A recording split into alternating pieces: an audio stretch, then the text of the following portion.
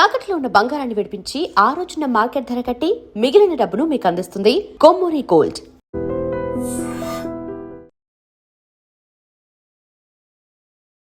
నమస్తే, welcome to I dream talking point with Kavitha.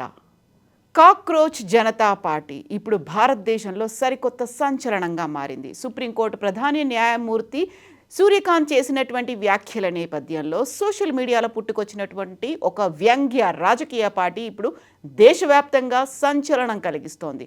Artificial intelligence Canva డిజైన్లతో రాత్రికి రాత్రే ఏర్పాటైనటువంటి ఈ కాక్రోచ్ జనతా పార్టీ కేవలం 76 గంటల్లోనే ఏకంగా 45 లక్షలు అంటే 4.5 మిలియన్లకు పైగా ఫాలోవర్లతో దూసుకెళ్లిపోతోంది.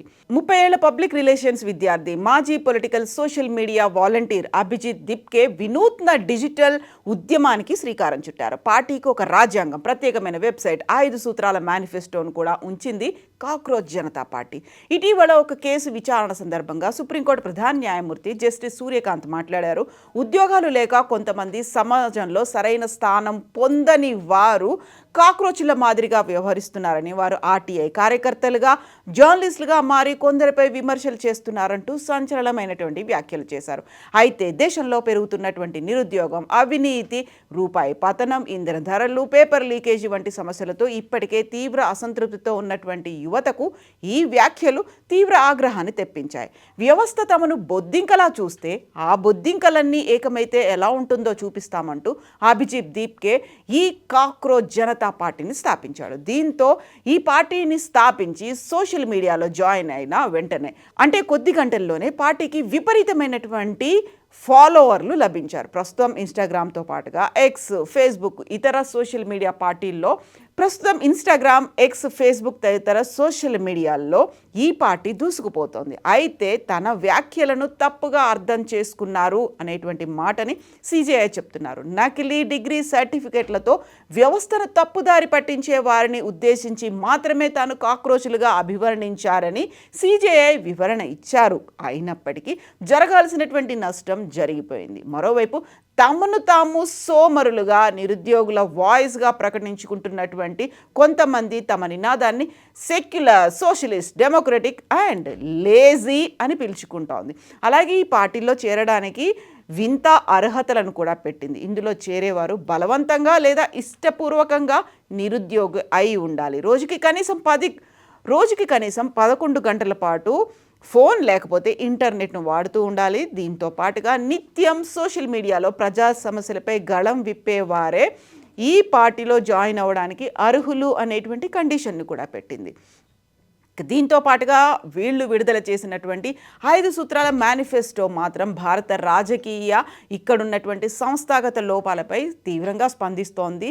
రిటైర్మెంట్ తర్వాత ఏ ప్రధాన న్యాయమూర్తికి రాజ్యసభ సీట్ ఇవ్వకూడదని, ఓటర్ల జాబితా నుండి అర్హులైనటువంటి ఓట్లను తొలగిస్తే చీఫ్ ఎలక్షన్ కమిషనర్ని యుఏపీఏ చట్టం కింద అరెస్ట్ చేయాలని, పార్లమెంట్ అండ్ క్యాబినెట్లో ఉన్నటువంటి మహిళలకు 50% రిజర్వేషన్లు కల్పించాలని మేనిఫెస్టో డిమాండ్ చేస్తోంది. కార్పొరేట్ సంస్థల చేతుల్లో ఉన్నటువంటి మీడియా లైసెన్సులను రద్దు చేసి స్వతంత్ర మీడియాకు ప్రాధాన్యత ఇవ్వాలని, ఒక పార్టీ నుంచి గెలిచి మరో పార్టీలోకి మారే ఎమ్మెల్యేలు లేకపోతే ఎంపీలపై 20 ఏళ్ల పాటు ఎన్నికల్లో పోటీ చేయకుండా నిషేధం విధించాలని కూడా ఈ కాక్రోచ్ జనతా పార్టీ చెప్తోంది. అలాగే ఈ పార్టీ ఆర్టీఐ పరిధిలోకి వస్తుందని, ఎలాంటి విరాళాలు కూడా మేము తీసుకోవట్లేదు అనేటువంటి మాటని స్పష్టం చేసింది cockroach Janata party.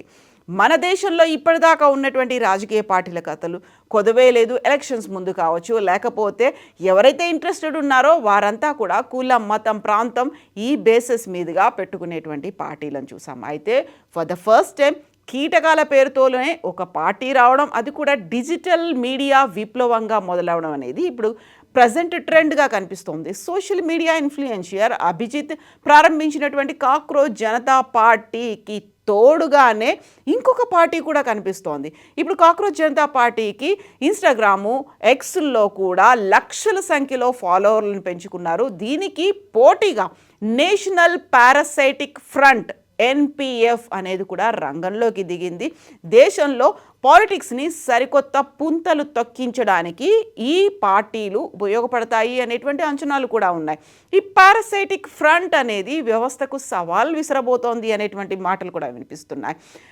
Cockroach Janata పార్టీకి పోటీగా వచ్చినటువంటి నేషనల్ పారాసైట్ ఫ్రంట్ మరింత సీరియస్గా వ్యంగ్యాన్ని వడ్డిస్తోంది. మేము వ్యవస్థను పట్టుకుని వేలాడే పరాన్న జీవులం కాదు, కుళ్ళిన వ్యవస్థ లోపల నుంచి మార్చడానికి వచ్చినటువంటి సైనికులమని వాళ్ళకి వాళ్ళు ప్రకటించుకుంటున్నారు. రోడ్లు చెరువుల్లా మారిపోతున్నాయి, కరెంటు బిల్లులు కట్టడానికి ఇబ్బందులు, ఇలాంటివి అన్నీ ఏమీ లేనటువంటి ఒక పాలన కావాలి అనేది పారాసైట్ ఫ్రంట్ డిమాండ్ చేస్తుంది. ప్రజలు ఈ అవమానాల్లో తమని తాము చూసుకున్నారు, అందుకే ఈ పోరాటం వేగంగా విస్తరించింది అనేటువంటి మాటని అభిజిత్ అయితే చెప్తున్నారు. ఒక అనౌన్స్మెంట్ రాగానే ప్రాంతాల వారీగా లేకపోతే కులమతాలకు అతీతంగా కూడా భిన్నమైనటువంటి పార్టీల్లో ఉన్న వాళ్ళు కూడా రెస్పాండ్ అవుతున్నారు. ఒక జెన్జీ మూమెంట్ లాగా భారతదేశంలో ఇది ఉండబోతోంది అనేటువంటి అంచనాలు, విశ్లేషణలు రాజకీయంగా కూడా వినిపిస్తున్నాయి. కశ్మీర్ నుంచి కన్యాకుమారి వరకు కూడా కాక్రోచ్ జనతా పార్టీ గురించే మాట్లాడుకుంటున్నారు.